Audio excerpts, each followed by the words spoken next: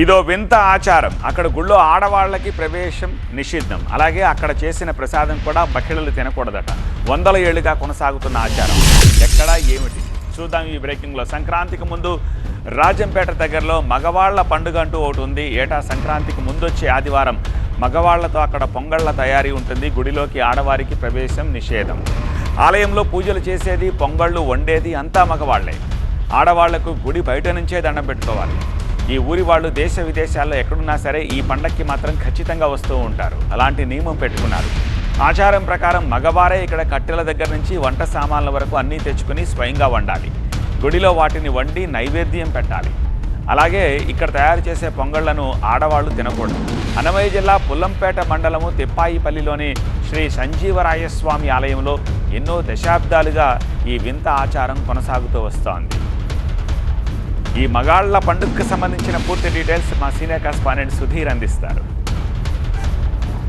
ప్రతి ఏటా సంక్రాంతికి ముందు వచ్చే ఆదివారము ఇక్కడ ఒక వింత ఆచారం జరిగింది. ఈ ఊర్లో ఉన్న సంజీవరాయ దేవాలయంలో ఇక్కడ మగవాళ్ళు మాత్రమే పొంగళ్ళు పెడతారు. మహిళలకి లోపలికి ఎటువంటి అనుమతి ఉండదు. అయితే అసలు ఇది గత శతాబ్ద కాలంగా ఇక్కడ వస్తూనే ఉంది. అసలు అయితే దీనికి సంబంధించి మహిళలు ఎందుకు లోపలికి వెళ్ళరు అనే దాని మీద మనతో మాట్లాడటానికి స్థానికులు ఉన్నారు. మేడం చెప్పండి, ఎందుకని మహిళలు ఈ సంజీవరాయ దేవాలయం లోపలికి వెళ్ళకూడదు? అంటే ఇది అనాదిగా వస్తున్నటువంటి ఆచారం కాబట్టి ఆ ఆచారం అలాగే కొనసాగుతూ ఉంది. అంటే ఎందుకు రాకూడదు, ఇక్కడ ఉన్నటువంటి నియమాలు ఏంటివి అనేది సంబంధించి ఒక కథ అనేది ప్రచారంలో ఉంది. క్రీస్తు శకం 1516లోనే ఈ సంజీవరాయ స్వామి విగ్రహ ప్రతిష్ఠ జరిగినట్లు ఇక్కడ ఉన్నటువంటి మౌఖిక ఆధారాల ద్వారా తెలుస్తుంది. ఈ ప్రాంతం ఒకప్పుడు కరువు కాటకాలతో ఉండేది.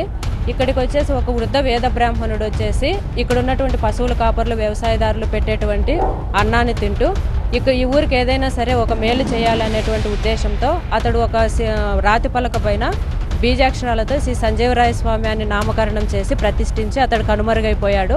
అతను చెప్పిన దాని ప్రకారం సంక్రాంతికి ముందు వచ్చేటువంటి ఆదివారం ఊర్లో ఉన్నటువంటి మగవారంతా కూడా పొంగళ్ళు వండాలి, నైవేద్యాన్ని స్వామికి సమర్పించాలి, ప్రసాదాన్ని కూడా మగవారే తినాలి, ఆడవారు తినకూడదు. ఇలాంటి కొన్ని నియమాలతో ఆ వేద బ్రాహ్మణుడు కొన్ని నియమాలు సూచించి అతడు కనుమరుగైపోయాడు.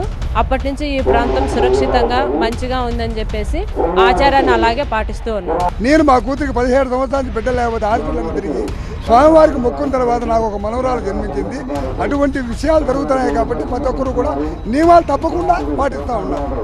ఇది సంజీవరాయ ఆలయానికి సంబంధించి ఇక్కడ జరిగే అద్భుతాలు కూడా చెప్తున్నారు. ఏంటంటే ఇక్కడికి వచ్చి మొక్కుకుంటే వాళ్ళ మొక్కులన్నీ కూడా తిరుగుతాయి. ఇక్కడ చాలా మంది అనేక ఉన్నత స్థాయికి కూడా వెళ్ళిన పరిస్థితులు ఉన్న నేపథ్యంలో ఏదైతే సంజీవరాయ ఆలయం దాదాపు 15వ శతాబ్దంలో మొదలైన ఇటువంటి ఆచారము ఇప్పటికీ కొనసాగుతుంది. ప్రతి ఏటా కూడా వీళ్ళందరూ కూడా దాదాపు కొంత వందల మంది ఇక్కడికి వచ్చి ఈ పొంగలను వండుతున్న పరిస్థితులు మనం చూస్తున్నాం. విజువల్స్లో కూడా చూస్తూ ఉన్నాము. ఎక్కడా కూడా ఇబ్బంది లేకుండా వీరంతా కూడా పూర్తి స్థాయిలో మహిళలు అనేవాళ్ళు ఎవరు లోపలికి రాకుండా వాళ్ళ ఇంటి నుంచి ఒక తట్టలో ఈ సామాన్లన్నీ కూడా తీసుకొని వచ్చి పొయ్యి వెలిగించి పొంగలను వండుతున్న పరిస్థితి చూసాము. ఇక్కడ ఏదైతే సంజీవరాయ దేవాలయం ఉందో ఆ దేవాలయానికి సంబంధించి పూర్తి స్థాయిలో కొన్ని శతాబ్దాలుగా జరుగుతున్న కార్యక్రమాన్ని ఆచారంగా పాటిస్తూ ఉన్నారు. ఏదైతే సంక్రాంతికి ముందు వచ్చే ఆదివారం ఏదైతే ఉంటుందో ఆ ఆదివారం రోజు ఇక్కడ ఈ పొంగళ కార్యక్రమం అయితే జరుగుతుంది. Camera person Rayasa Sudheer, TV9, Sanjeevaraya దేవాలయం నుంచి.